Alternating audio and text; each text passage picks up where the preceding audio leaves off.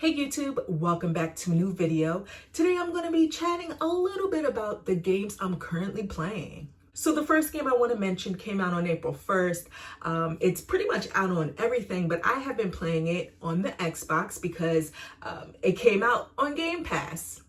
Can't praise that service enough. I feel like it's so underrated. People really don't want to give it the time of day, but it really is a fantastic service. So the game I'm talking about is Outriders. Like I mentioned, came out on Game Pass, day and date, and I've been having a blast with it. So Outriders is basically a looter shooter. It's developed by People Can Fly, so think Bulletstorm and the first Gears of War, and it's published by Square Enix, which is kind of strange to me. I mean, I like it, but it's a little different for them, if I'm not mistaken. I feel like they really haven't published anything like this before. It kind of went outside the box, which is great.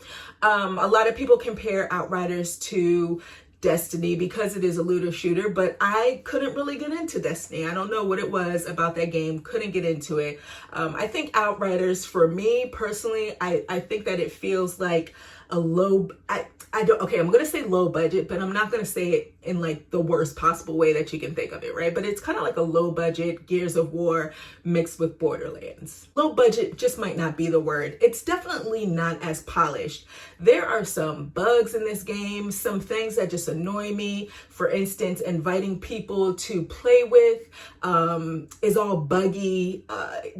It's glitch city. I know they've been patching things in and out, but honestly, at the end of the day, it doesn't take away, how much fun I am having with this game.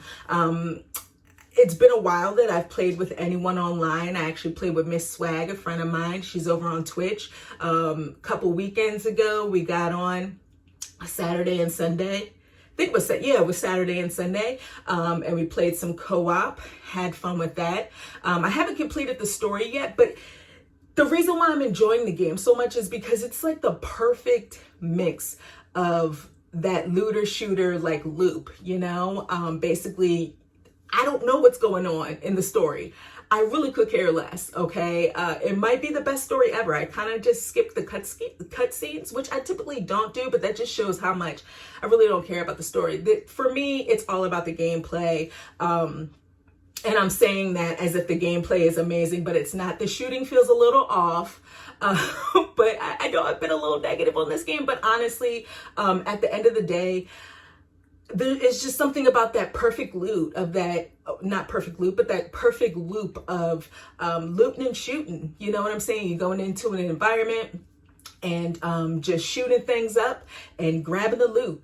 One thing that kind of irritates me with this game is that legendary equipment doesn't drop as often as I feel as that it should.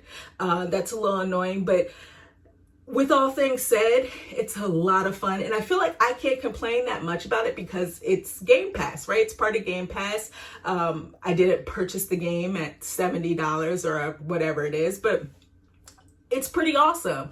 And when the price drops, I just might go ahead and pick it up on the PS5. Next game up is a 3DS game. I've been playing Professor Layton versus Phoenix Wright, Ace Attorney.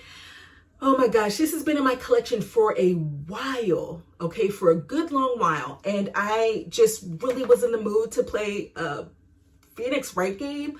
And this was one that has been on my backlog, like I said, for years, and I finally got around to playing it. It's basically everything that you would imagine. You have some Layton in there, and you have some Phoenix Wright courtroom cases. One thing that I have noticed, though, as far as the puzzles go with Professor Layton, they definitely aren't as hard. I don't want to say hard, but kind of like breezing through these puzzles. They're not really difficult. But it's cool. I mean, it's a mashup of Layton and Wright, and I really thought it was neat the way they kind of intertwined in this one world. The story's good. Got to know what happens next. So I've been playing the mess out of this, and I'm so excited for Great Ace Attorney that's coming out this summer. Can't wait for that. Finally get to play it. I don't know if other gamers do this, but there are times where I get in the mood to play a certain type of genre of game, right? Just like I kind of wanted to play something Phoenix Wright related, so I looked on my shelf and I realized that, hey, I hadn't played Professor Layton versus Phoenix Wright. So I was in the mood to play a JRPG. So I finally started playing The Legend of Heroes Trails of Cold Steel 3 for the Nintendo Switch. Now, I've played the previous games on the Vita, and I love them. This is a fantastic JRPG series. I'm not quite sure if a lot of people have given this one a shot, or the series a shot, but I feel like it's almost underrated. Not a lot of people talk about it, but it really is fantastic. The first two installments of this game basically focused on the main character, Wright, who's a high school student at a military academy, and he's part of Class 7. And this third installment takes place not too long after the second, and Wright has since graduated from the military academy, and he now is a teacher, which is crazy, right? So he's a teacher, and he is teaching this next generation of Class 7 at this new military academy. And I almost want to call them like the Bad News Bears. The whole military academy. I don't want to call them the rejects, but that's what it kind of seems like. But the story so far, I mean, he's come across some of his other classmates. So that was cool to see, you know, because one thing about this series is that the character development is really, really good. So there's some characters that I really want to know what's going on with them, and I'm looking forward to seeing what's going on with this game and the fourth game as well.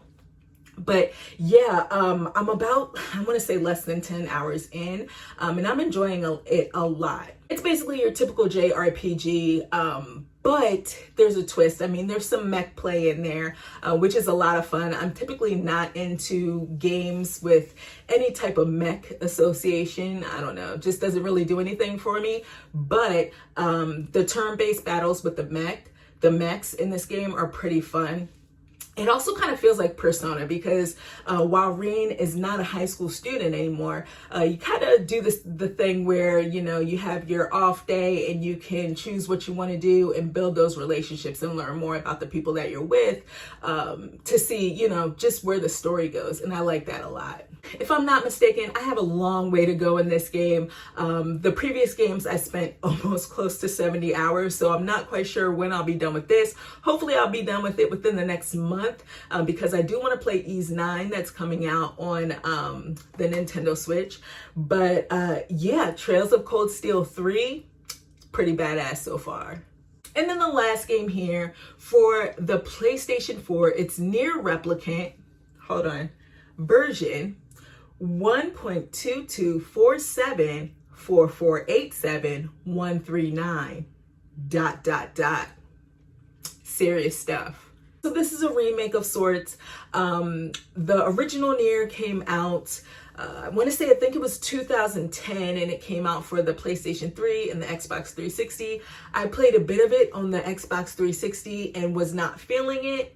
Really didn't, I don't know, just wasn't my bag back then. But NieR Automata definitely reeled me back in, like I'm sure many other people. That game was fantastic. And so far, Replicant has been great. I do have a few minor issues with it, but overall, I think it's really a fantastic game. The soundtrack is amazing. It's beautiful. Put any positive adjective in there and that could be applied to the soundtrack in this game.